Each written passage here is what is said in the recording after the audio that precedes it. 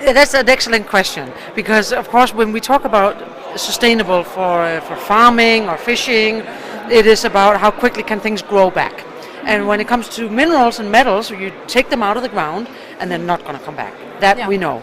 And so sustainable here becomes more a term that refers to the industry, the overall industry. How can the industry become sustainable? And there's several things that you have to do to become sustainable, but it's very important that we keep the raw materials that we do dig out of the ground, that we keep them in the material loop for as long as possible, so that we use them for as long as we can, and that we also get better at reusing them. But we shouldn't lose sight of, and I think this is very important, we shouldn't lose sight of the fact that we must get things into the material loop. There's a lot of people out there that say, oh yeah, we no longer need mining, we just need recycling, but that's not the case, because we actually have growing demand for many metals. We have especially growing demand for metals that we did not use some years ago, because it's new technologies, green technologies, high-tech technologies. So we do need to dig them out of the ground, but we should be much, much better at how we design the products that we use so that we can recycle them as well. So that's one side of sustainability, and the other side is then getting them out of the ground in the best possible way, where we are treating the environment, the people, the social effects with great respect and great care, and develop the best practices that we can.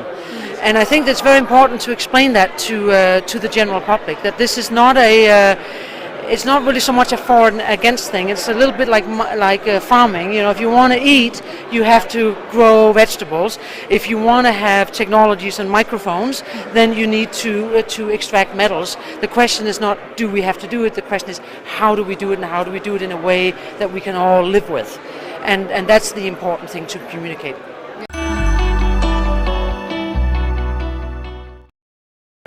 Well, in overall they are very important. Of course, mainly it's forest-based industry and then mining industry.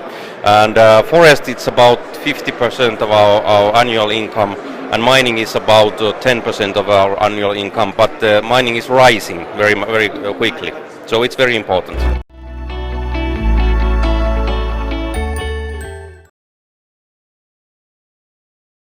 There are challenges because, of course, mining means that it changes the nature, and everything that we do in Lapland is based on the clean nature. The tourism is very big. We have about 7 million overnights annually, and it's rising.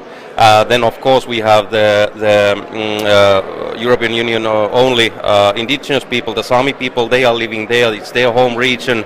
So the reindeer herding is very important, and we focus very much on avoiding contradictions between the brand of industries, so that mining and forestry and for example tourism, they can live side by side.